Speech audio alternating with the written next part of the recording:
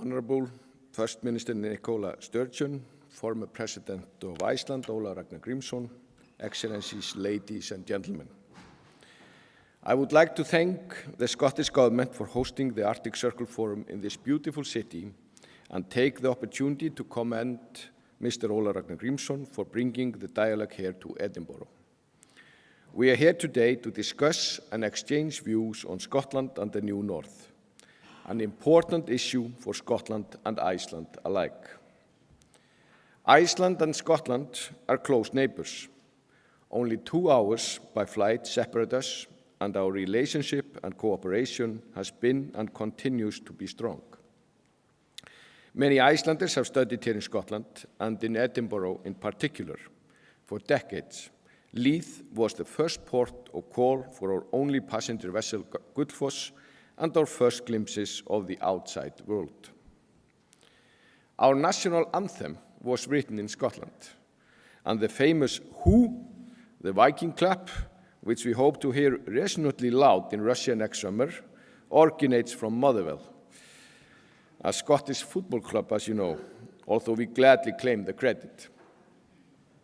And still today, Icelanders love to go on a shopping spree in Glasgow. Old habits die hard. I'm also pleased to see many other next-door northern neighbours here today, for example, from the Faroe Islands and Greenland, but also friends and colleagues from further afield.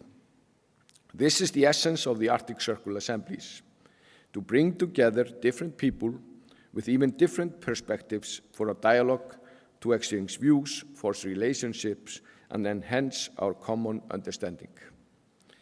Historically, people have traveled from north to south. People in the north went south for education and to trade and market their goods. The northern areas have been frontier societies where conditions were harsh and unpredictable, and people moved toward the south in search of better livelihoods. Economic booms and busts have been common in the fragile economies of the north. Too often these economies were too dependent on a single economic resource. In Iceland's case, the catching and export of fish. Today, compared to last century, when Icelanders disembarked at the port in Leith, we see a totally different picture. Globalization, greater mobility for people and companies, logistics, connectivity, and trade have brought us benefits that previous generations would have thought impossible. Indeed, this Arctic Circle Forum will reveal information from companies in Iceland that have fueled this growth in recent years in aviation, tourism, and shipping and logistics. The countries and regions in the north, such as Iceland and Scotland, have in the last decades been able to diversify their economy and use their resources to increase prosperity, raise living standards, and quality of life for the citizens. This trend, I believe, will continue. The north is becoming ever more attractive. People are moving from south to north. Still, the north has a lot of untapped potential.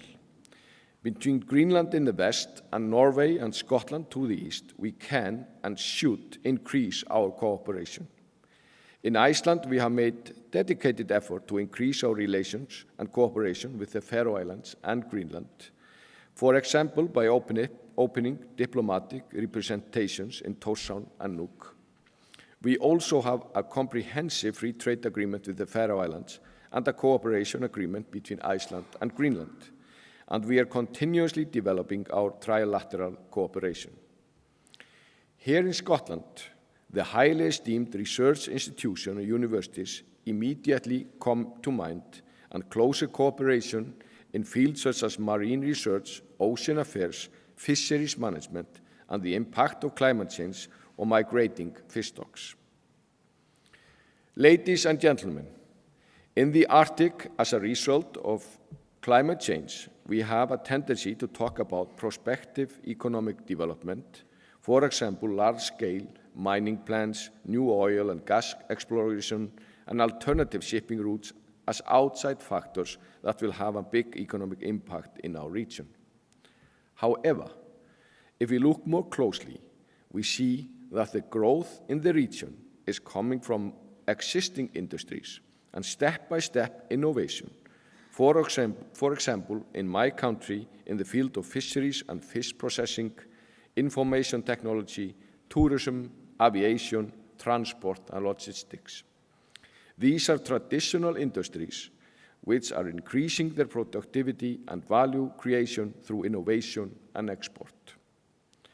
Tourism is perhaps the best example where demand for new and different destinations and experiences is driving an impressive year-on-year growth from Greenland to Norway. In Iceland, we foresee to welcome more than 2 million tourists this year, spurring an unprecedented growth. The Arctic has been a foreign policy priority for successive governments in Iceland in recent years, and will be a priority for the one that hopefully will soon take over. It is worth remembering that cooperation amongst Arctic states grew out of efforts to increase cooperation in the circumpolar region in the 1980s. And bear in mind that this is still during the Cold War. The founding document of the Arctic Council, which came a bit later in 1996, states that Arctic cooperation should focus on sustainable development and environmental protection. A lot has changed since 1996. However, the main principles still apply, and our responsibility remains to follow a sustainable path and protect the fragile environment and ecosystems in the Arctic. At the same time, we wish to make sure that we provide the inhabitants of the Arctic with opportunities to develop their economy in a sustainable way and shape their own future. The international community came together 2 years ago and agreed to the Paris Agreement and Agenda 2030. Both these landmark agreements have an important bearing to the North and the Arctic, and implementing their goals and objectives is our common responsibility. As we all know, the focus on the Arctic has increased and it attracts worldwide attention as the Arctic Circle Assemblies amply demonstrate. The region is a laboratory of the impact that climate change has on the environment, and what happens in the Arctic is relevant for the rest of the globe, from Thule to Tuvalu, as the famous documentary outlines. Therefore, we see increased interest in the region.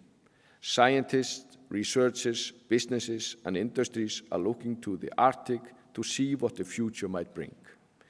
In the Arctic Council, we see more interest from observers, states, international organizations, and non-governmental organizations alike that want to take part in the discussion, contribute with their expertise, and follow developments in the region. Iceland supports greater cooperation in the Arctic and will continue to do so. We see this increased interest as a good thing. It can bring more comprehensive cooperation in many fields and expand the dialogue on one of the most pressing challenges that we face as a global community, climate change. Everybody needs to be involved in this discussion. The Arctic states, communities, and people in the regions have a special responsibility and a special role to play. As Iceland prepares for its upcoming chairmanship in the Arctic Council in 2019-2021, maintaining and expanding the good cooperation with countries outside of the Arctic is more important than ever. We look forward to shape the agenda for the colorful Arctic during our chairmanship. Ladies and gentlemen, to conclude, Scotland and the New North is the underlying theme of this Arctic Circle Forum, and a fitting one. The New North is a dynamic and innovative region that attracts people and businesses. The New North is rich with opportunities which are ours to seize, and the challenges we need to address in good cooperation. The North is no longer on the outskirts, it is central. These are all characteristics that apply to Scotland, which I see very much as a part of the Northern family. These are exciting times, and a wise man once said that the best way to predict the future is to create it. The Arctic Circle and the beautiful Edinburgh provide the perfect setting for this small undertaking. I look forward to the discussion. Thank you.